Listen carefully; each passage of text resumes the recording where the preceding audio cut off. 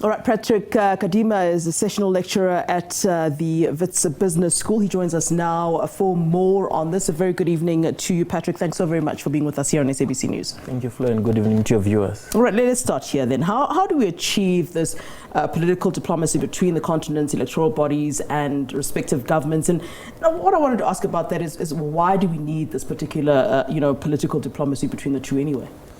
Yeah, first of all, I'd like to state that this is a very important discussion that's happening in Addis Ababa. Yeah. The African continent, as we know it, does not have a good name in terms of elections. Just next door here, we have seen what happened with the SADC observer mission and certain governments from SADC, congratulating a certain candidate, while the SADC observer mission says that, look, these things were not credible elections. So, and the African continent this year, I think, has about 10 or 11 elections that have happened. Next year, we have about 19, if I'm not wrong.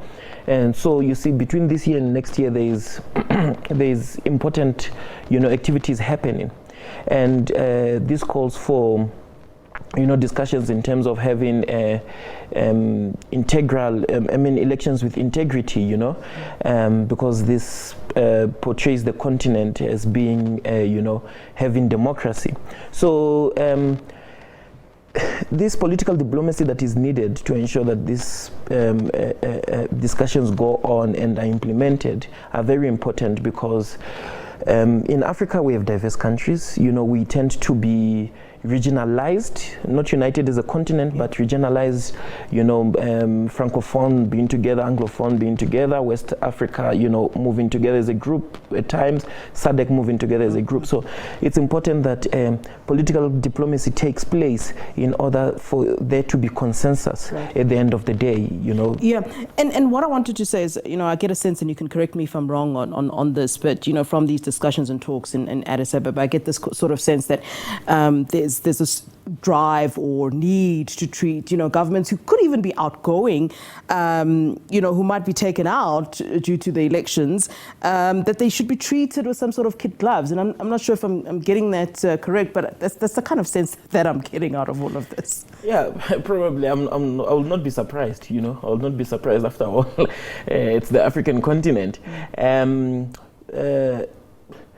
I just think,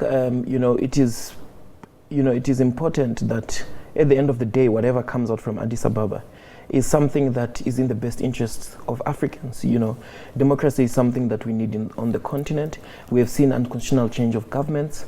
We have seen how regional organizations, which are led by respective member states, have been slow to responding to this unconstitutional change of governments. Yeah. So therefore, there is a need that whatever happens there within these few days is something that will be something of, will be something that could hold water.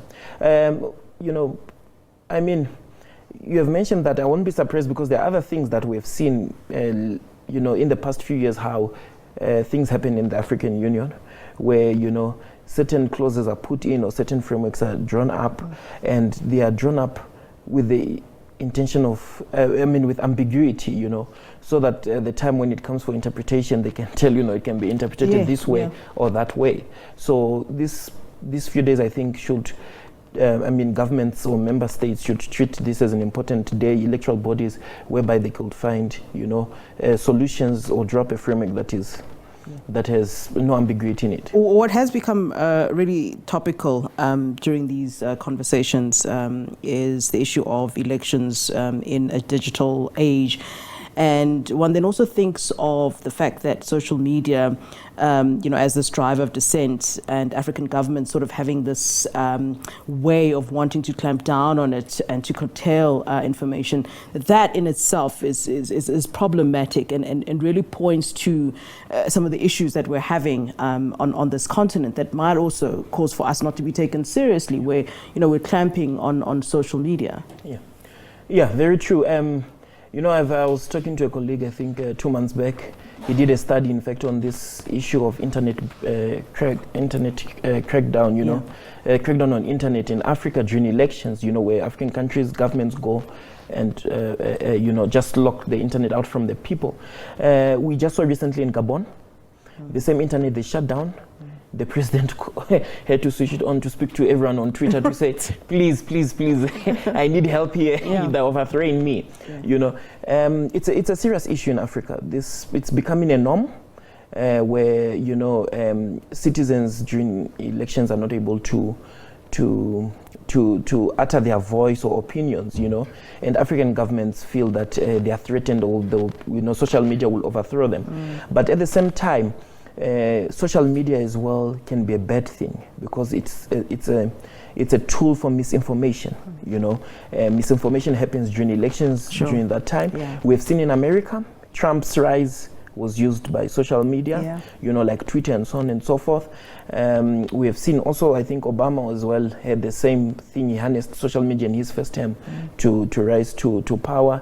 In Africa, we have seen the crackdown is the opposite, crackdown on internet and so on and so forth. So it's important that, and I know they know it themselves in Addis Ababa where they are now, that this is one of the things that need to be spoken about, and they need to come out and state that the cracking down on internet is not correct. Are we yet at a point where we're also seeing manipulation of votes through technology? That's been said to be a problem in the US, for example. But are we there yet? And one might have to question our levels of technology and how far we are ahead in terms of technology. And I suppose the US would be having that problem because they are, I suppose, more far ahead in that sense. But are we there yet? Are we having to have those sort of discussions now already?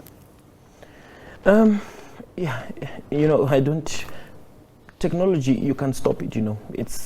We are in that age of technology. Countries will have to move, in terms of using technology to vote. But we cannot deny the fact that these technologies can be manipulated if there are no proper safeguards that are put in place.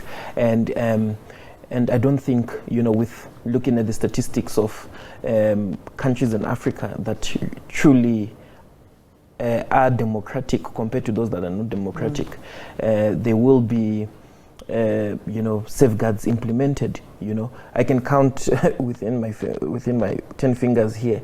I can count maybe about 4 or 5 that I'm sure that there'll be safeguards in terms of technology being used during elections. The rest, it will be used to manipulate votes. If we have seen African governments, throwing out observers when counting physical votes, how about with technology? All right, Patrick Kadima, thanks very much for giving us your time here on SABC News. We certainly do appreciate your time. Patrick Kadima is a sessional lecturer at the Wits Business School.